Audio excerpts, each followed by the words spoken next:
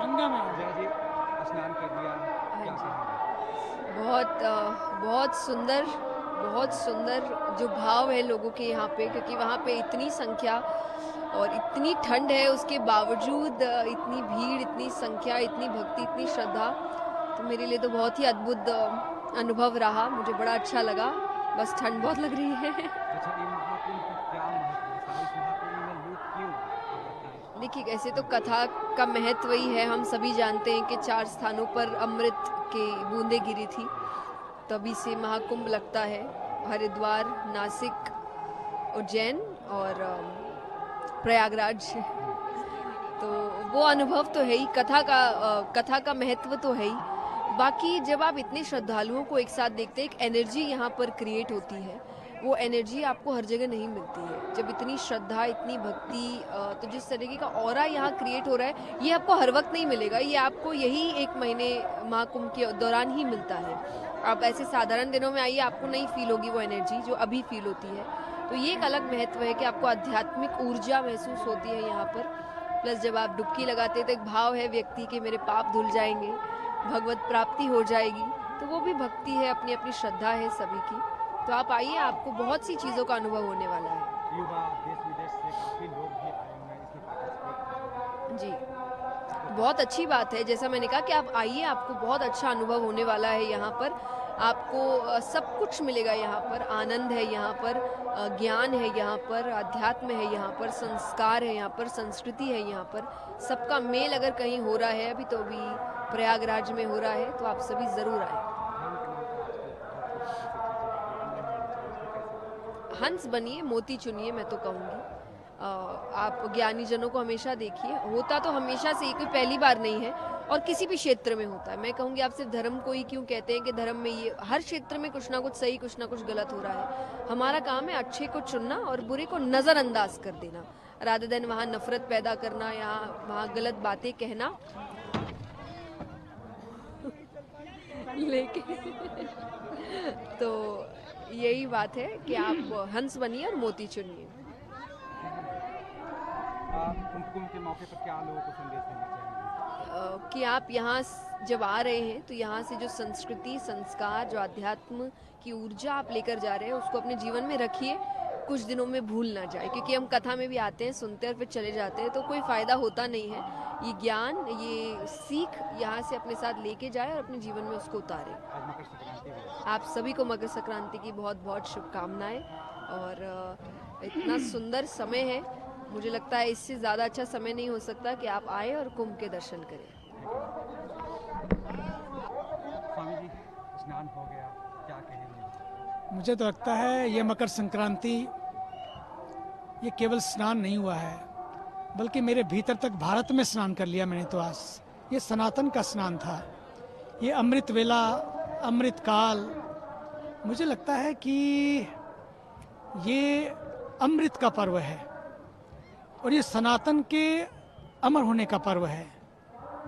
बीच बीच में बहुत कुछ घटा, बहुत कुछ घटाने की कोशिश की गई, लेकिन इस कुंभ ने बताया कि वाह, सारे घाट पटे पड़े हैं। लोग कहते हैं कि हम बटे पड़े हैं, कहाँ बटे पड़े हैं भाई? सारे घाट पटे पड़े हैं, करोड़ों कल, करोड़ों आज, करोड़ों आ रहे हैं। मैं तो निमंत्रण देता हूँ, आओ कुंभ चलें। यहाँ 2 दिन में हमने देख लिया, कोई घाट का कोना खाली नहीं है और कोई घट का कोना खाली नहीं है।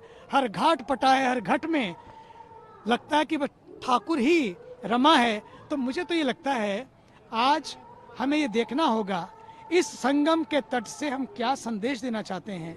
एक ही संदेश है, सनातन का संदेश यही है, सनातन का ये संगम सदैव गंगा के पावन प्रवाह की तरह प्रवाहित रहे। और जिस ऊर्जा के साथ आज अगर हम देखते हैं कि उत्तरायण में सूर्य ने दिशा बदली, ये उत्तरायण की दिशा नहीं है, ये हमारे जीवन की भी दिशा बदलने का समय है। आप देखते हैं कि जब दिशा बदलती है, गति बदलती है, तो मति भी बदलती है। इस देश को गति भी बदलनी है, मति भी बदलनी है। और जैसे गति और मति बदलेंगे, सारा माहौल बदलेगा और सारा मुल्क बदल जाएगा। और अंतिम बात, मुझे लगता है कि आज से दिन बड़े होने लगते हैं।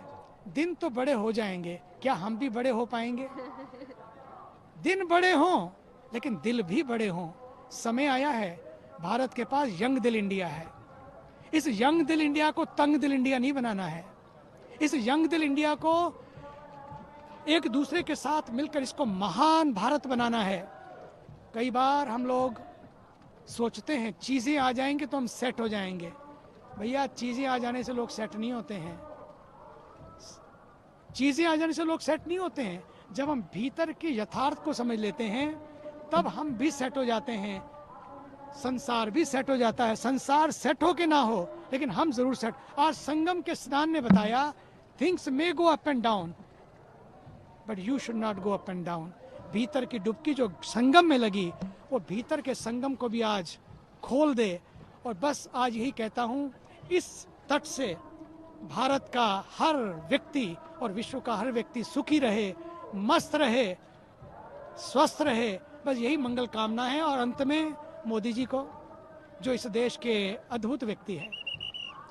ये मोदी और योगी की जो जोड़ी है ना, इस देश में योग पैदा करने के लिए आई है। इस देश में एक नया योग खड़ा करने के लिए आई है।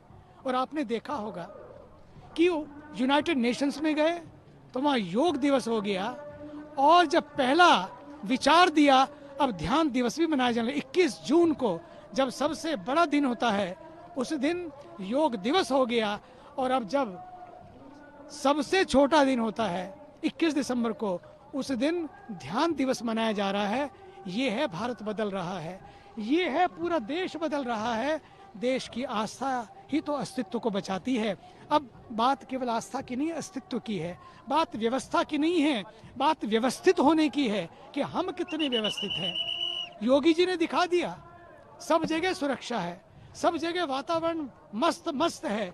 क्या हम भी अपने जीवन को मस्त बना सकेंगे? इसलिए मस्त होने की आज ये डुबकी है। आइए आनंदित होकर अपने जीवन को मस्त बनाएं और अपने जीवन को आगे बढ़ाएं।